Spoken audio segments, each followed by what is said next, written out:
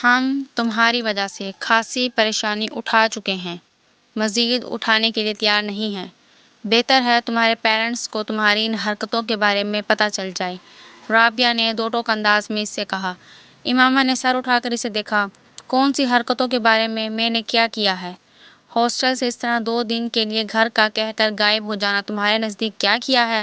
کوئی بڑی بات نہیں ہے، امامہ جواب دینے کے بجائے دوسرے جوتے کے بھی اسٹرپس کھولنے لگی۔ مجھے وارڈن کے پاس چلے ہی جانا چاہیے، رابعہ نے غصے کے عالم میں دروازے کی طرف بڑھتے ہوئے کہا۔ جویریہ نے آگے بڑھ کر اسے روکا۔ وارڈن سے بات کر لیں گے، پہلے اس سے تو بات کر لیں۔ تم جلد بازی مت کرو، مگر تم اس ڈھیٹ کا اطمینان دیکھو۔ مجال ہے ذرا برابر شرمندگی بھی اس کے چہرے پر جھلک رہی ہو، رابعہ نے غصے میں امامہ کی طرف اشارہ کرتے ہوئے کہا۔ میں تم دونوں کو سب کچھ بتاؤں گی، اتنا غصے میں آنے کی ضرورت نہیں ہے۔ میں نے کوئی غلط کام نہیں کیا، نہ ہی کسی غلط جگہ پر گئی ہوں، اور ہاں بھاگی بھی نہیں ہوں، امامہ نے جوتوں کی قید سے اپنے پیروں کو آزاد کرتے ہوئے قدرے دھیمے لہجے میں کہا۔ پھر تم کہاں گئی تھی؟ اس بار جویریہ نے پوچھا۔ اپنے ایک دوست کے ہاں۔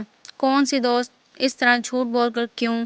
میں تم لوگوں کے سوالوں سے بچنا چاہتی تھی، اور گھر والوں کو بتاتی یا ان سے اجازت لینے کی کوشش کرتی تو وہ کبھی اجازت نہ دیتے۔